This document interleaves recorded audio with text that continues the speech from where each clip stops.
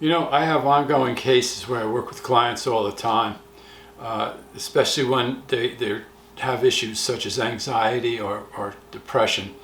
And what I realize is that most of the people who struggle with anxiety in particular, they project too much. They look towards the future. Oh, the future's not going to be good. The future's just going to be horrible. I'm hoping to reach this goal or that goal. And then they start to get anxiety that they're not going to reach it. Well, you can't do that to yourself. You can't set goals so high that they're unreachable. You got to set your goals to be practical. And then you got to work towards them and look at it as a challenge, not as something that's so, it's got to be, if it doesn't happen, my life is going to end. You can't do that. You have to always understand that if you settle down, if you don't get depressed, if you don't let your anxiety get the better of you, you can get through it. But when you do that, you're not seeing clearly. I don't care who you are. You're not seeing things clearly because all that oh, it's not going to happen, that just blocks you, prevents you from seeing clearly. It's like me without my glasses. I just can't see that much, in front of me. So look at it this way.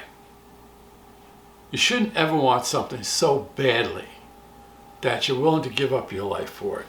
That if it doesn't happen, I'm not going to be happy. If it doesn't happen, my life is over.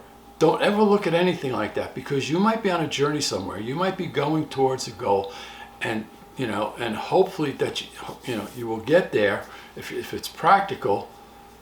And you got to look at it as a challenge. It's a work in order.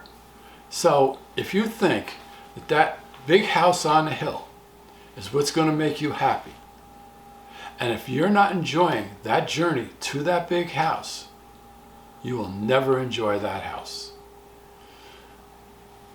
This is what I do. This is some of the people I'm working with now, or I'm going through this right now. You've got to keep everything in check, not worry about things not happening.